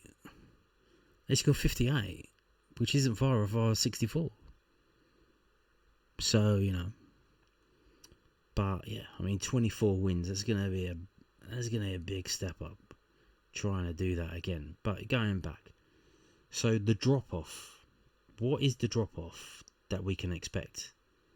If we go back to the Kenny Jackett era, it's really we had one good season, and then it's much of a muchness really. 67 points, 57 points, 56 points, 48 points, 41 points. So it's kind of like a steady decline, steadily going down. Again, you look at this one though. This is a different division. This is 3rd tier. We lose in the playoff final after getting 82 points. The season after, we get more points. We get 3 more points, and that's enough to get us up into 3rd place. So again, it's weird how it works, isn't it? And then you go to this one now. This is obviously under Mark McGee. First season back in the Championship, we lose in the playoffs. This was obviously the notorious Birmingham City game. We get 77 points. We finish 4th. The season after, we drop 11 points and we get 9th. So that's dropping 11 points. But I mean, what's going on here? Because we go from 67 yellow cards to 104. What the fuck went on there? What's going on? I don't know.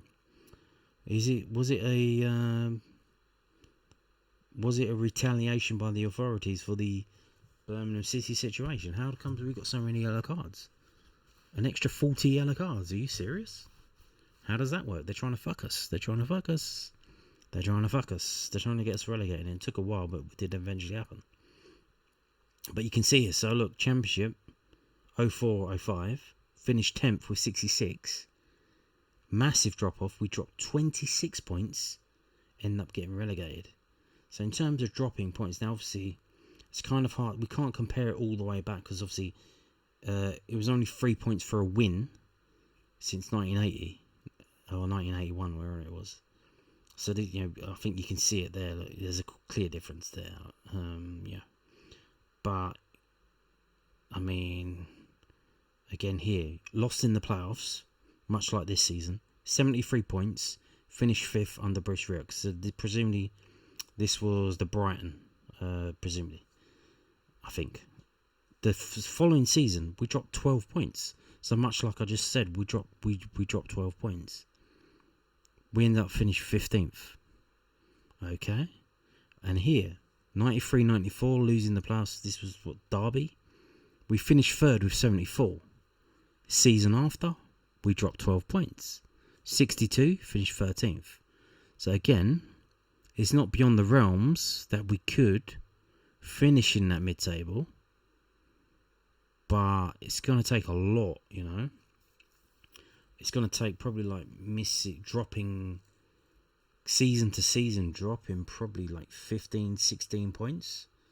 Because the bottom of the table, I don't think the bottom of the table was that good, to be honest. And while we're here, let's just show. So the last time that we were in this second division for a run, which we just beaten this season, is here, 9. This is 9 in a row under Benny Fenton. Yeah, 9 in a row. And obviously finished 3rd in 1971, 1972. Presumably we didn't go up because it was 2 up, 2 down. Presumably that's why we didn't go up. But yeah, that was the last time. This is the record that we've just broken. 9 consecutive seasons in second division. It's the best it's ever been. Right now, it's the best you've ever had. Can you believe it? Can you believe it? You're alive. You are alive right now, and you've never had it so good. You've never had it so good. So you get the idea with that. So looking at the table, obviously, I'm just going to do my prediction. I'm going to do the list, the tier maker list. So we look at this table, right? And you look at Wrexham. What's the problem with Wrexham? They drew a lot of games. They don't win a lot of games. So again, like I said, Alex Neil, he knows you need wins. You need wins, however you get them. A 1-0 win, 5-0 win, player gets sent off, you got injuries here, there and everywhere. Just get on with it and win the game. How do you win the game? By scoring more goals than the opposition. Which is going to be tough for us, we've seen in pre-season.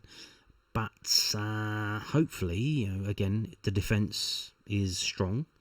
And you can see, our defence, 49 goals conceded.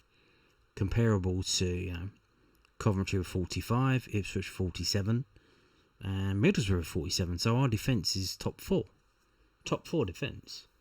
And I think, it has improved. We got Jensen back now. He seems to be pretty good. Obviously, we'll see how that goes. And if he isn't, we got Crocombe.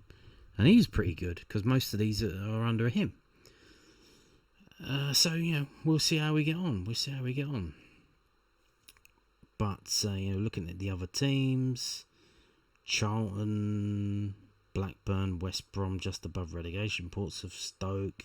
So you can see Stoke, clearly, they spent money because they don't want to be associated with this shit anymore. They want to push themselves up the table. And maybe that addition of the 8th place has given them little motivation. They're thinking, now there's 8 places to play for. we might actually give it a go. But Sheffield United finishing 13th with 60 points. But again, very schizo. Look at that, only 6 draws all season, 18 wins, 22 defeats. That's proper mental. That is proper mental. Again, but this last season was a basket case of a season. I mean, Sheffield Wednesday, that took away one relegation place, but it was basically a free hit on them all season, wasn't it? They won 2 games and they drew 12. They only scored 29, so it basically meant there was only 2 relegation places to play for. Now there's definitely going to be 3. I think people saying Lincoln are going down. I don't think it's guaranteed that Lincoln do go down. I think it's probably guaranteed more that Charlton will go down. And maybe even Blackburn. Maybe it's time. They keep trying to avoid it, but maybe it's time. This is the thing. You can't be poorly run. And Charlton, their owners want to sell. They're putting the club up for 15 million. No one's bought them yet. Blackburn, the troubles behind the scenes. West Brom, they've sorted out their ownership, but again, they're trying to rebuild all that slowly, so we'll see how that goes. The Watford situation is just mad with the Italians just transfer players between 2 clubs. So again, there you go, and here we go. 1 hour 41 minutes into the video. Finally, we get to the point of the video. Pre-season predictions. I'm going to do my table. Now I have to do it two-handed, so I'm going to have to pick up and put down the mic. So what I'm going to do first is I'm going to put all the teams that I think are going to be competing for relegation, and then I'm going to pick out the 3 that I think are going to go down. So bear with me.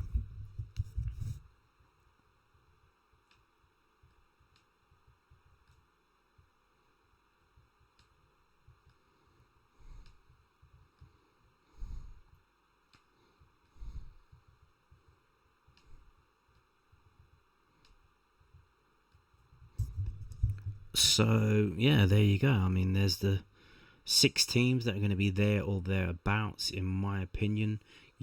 Obviously, it's a season-long campaign. I think probably all of these teams will at some point be in the bottom 3. But, it's again, at the end of the season, which ones are actually going to be in that bottom 3? So, let's get to that. Let's drag them down and see how it turns out.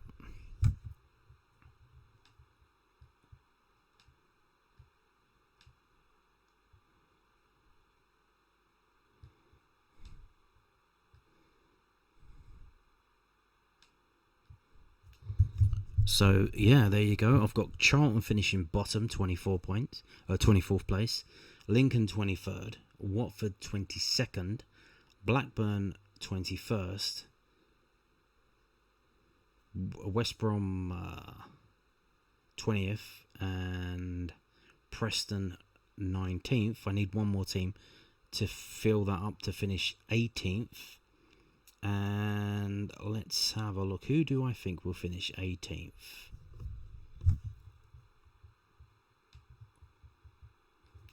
There you go. There's QPR 18, 19, 20, 21. Yeah. So that's sorted. I think it might be close between Blackburn and Watford, probably on goal difference. I think Lincoln are going to give it a good go. I think they're going to be.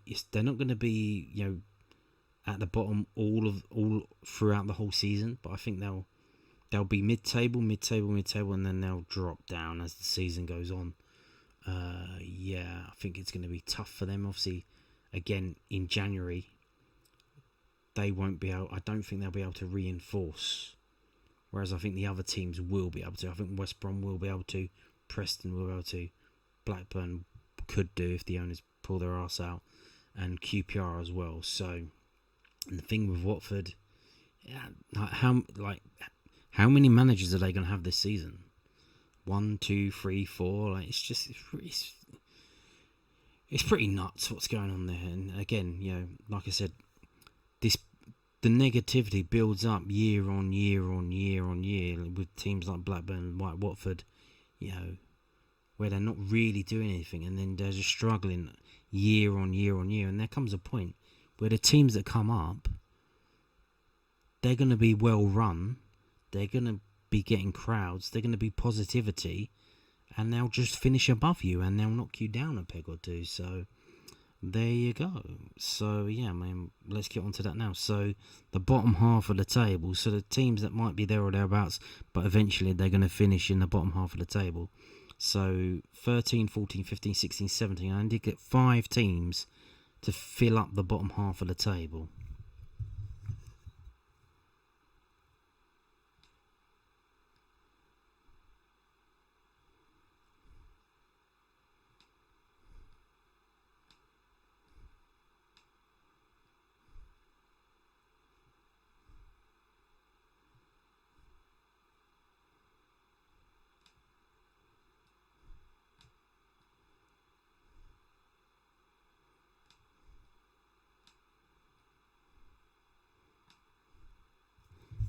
So there you go. I've gone with Bolton and Cardiff to finish next to each other in 17th and 16th place. Again, they are, Bolton especially, they are a big team.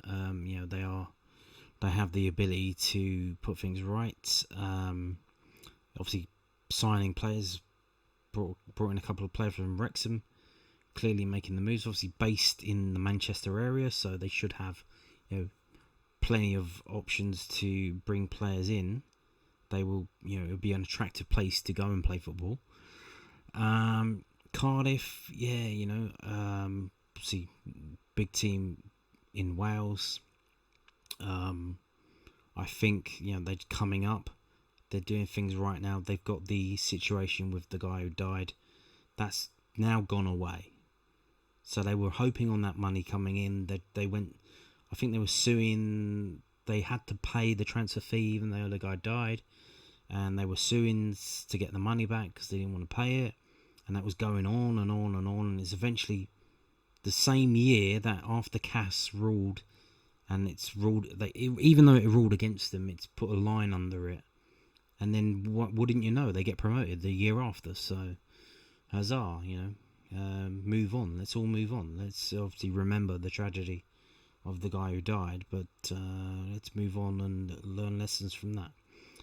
Portsmouth, obviously, with the changes in the rules, with the crowds that they get, they will be able to put money in if they need to, and they already have spent a lot of money for them compared to what they did last year. But they spread it around. They're buying like £500,000 players. They bought like half a dozen of them. I just showed you, the transfers that have been made. So we'll see how that goes. Obviously, they can reinvest, like I said, in January if they need to. They can splash some cash and get out of trouble. They can scramble away. So it might be, and they've done that the past couple of seasons. You think, they're in trouble, they're banging trouble, they're probably going to get rid of the manager. They don't, and they end up winning like 5 games in a row. And like, what's going on with this manager? Like, how is he? He's like Houdini. He fucking escapes from everything. So, and then you got Swansea, and then you got Derby. Yeah, Derby. The thing with Derby, the owners are trying to sell part of it, not really working out. Obviously, so again, it's going to be one. Maybe they could be in the one above, but it's there or thereabouts. Yeah, the 13th there, that's basically bang in the middle, isn't it? Or 12 is bang in the middle, but you get the idea with that. So now I'm gonna reverse it. I'm gonna go for the top because you'll eventually get the idea. Because obviously I want to put Mill at the end. I want to do it at the end. So we're going to go for the team that I think is going to finish first and second.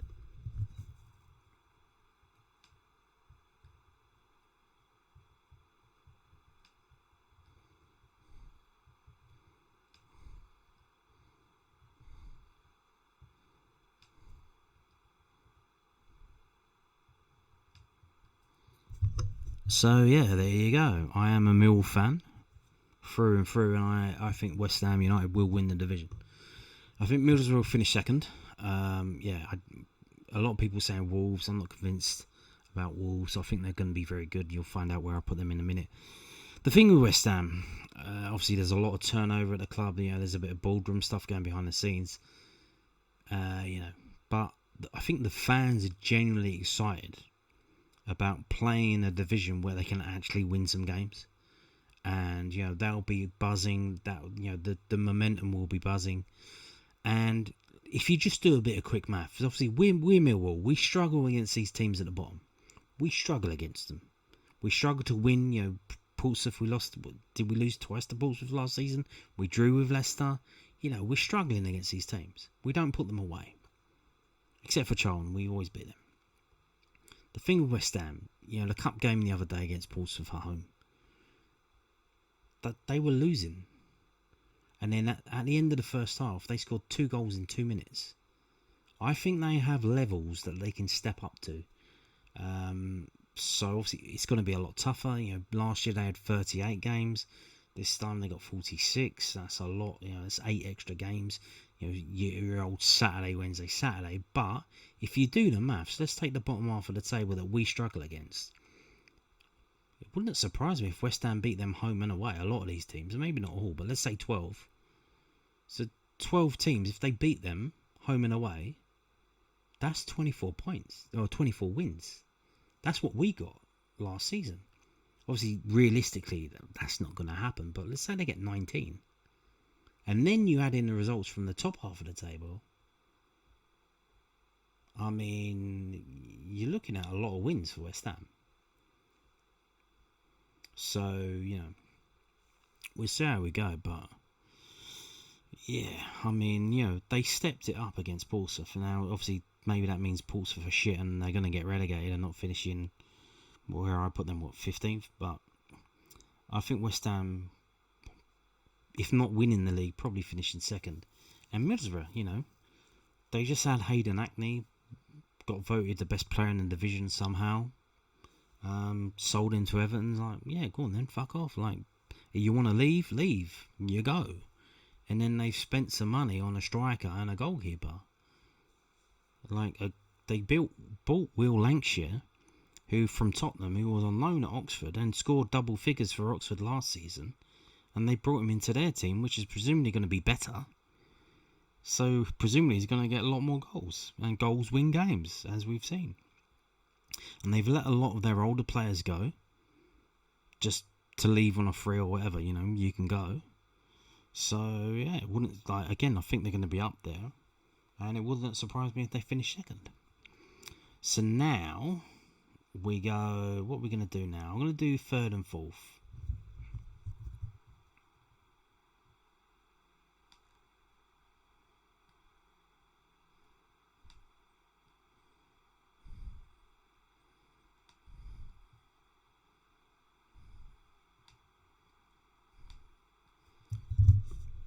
So, Wolves to finish third. Again, a very good team. A lot of skillful players. Probably can play a lot of teams in the bottom half of the table off the pitch. Would not surprise me. Norwich, the manager, much like Alex Neil. So we've just seen Alex Neil have his first full season in charge of Millwall. And he got us up to third with 83 points. The same thing for Norwich. This guy, Philippe Clement, he came in halfway through the season, got them up there. Didn't get in the end, but he got them up there, just winning a lot of games. You've got to imagine in his first full season, he's gonna have more of an impact, and they're gonna go up, higher than they were. Which I think they finished 9th last season. Did they not? Let's have a look. Yeah, so you would imagine, 19, 8 and 19. If they get another 3 or 4 wins, they're up there. If they get more than that, third and fourth, that's where. So it would not surprise me if they get up there. So now we go with the teams that. So there's 5, 6, 7, 8. So I need to get 4 teams to finish the playoffs. And I need 4 teams to miss out on the playoffs. Well, let's do the miss out on the playoffs first.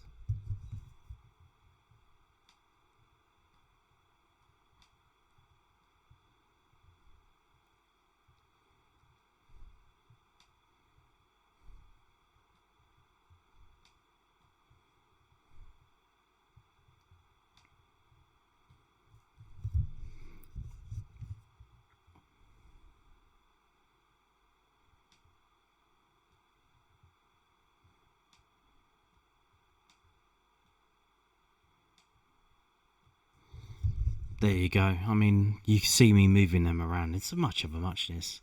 I mean, these are like quintessential teams that just, they're always there or thereabouts, and then they never really do anything. They always finish from like 10th to 16th.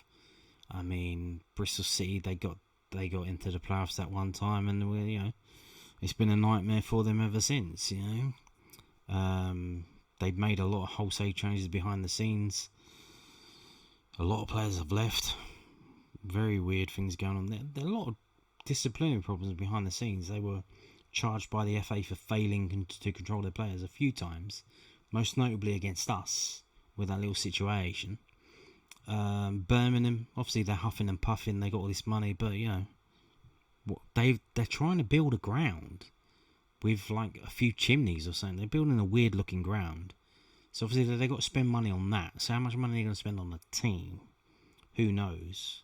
So again, work in progress. Stoke, they spent money to try and get away from the bottom of the table from all this other shit, because they were nearly, they're nearly in the problems. And they spent like 10 million to buy a player from Swansea.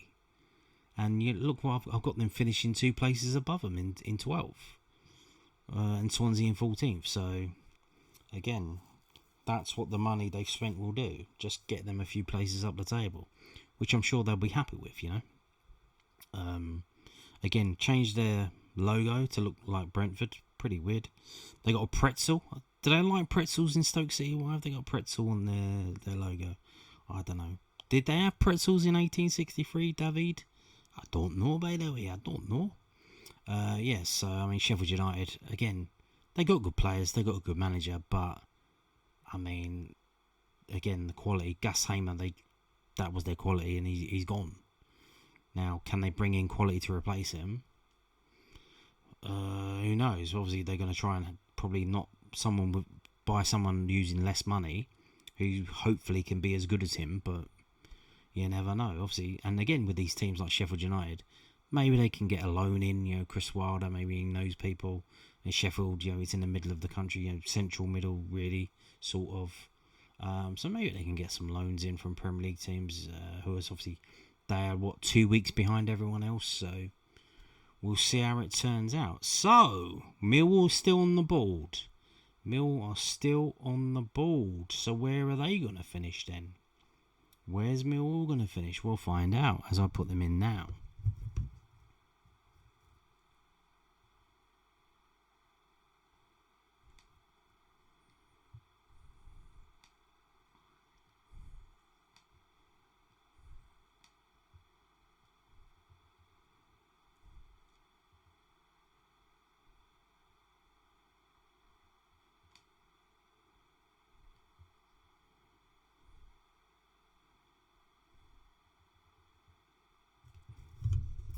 There you go. Mill to finish 5th. You heard it here first. Mill to finish 5th. And I think we will drop off the points total from last season. 83 points. That's a hell of a lot. Obviously, it's quite clear they're trying to sell Femi Aziz. And that'll be a bit of a problem. They tell us they've got players lined up. But, again, it took Femi Aziz a season to get going.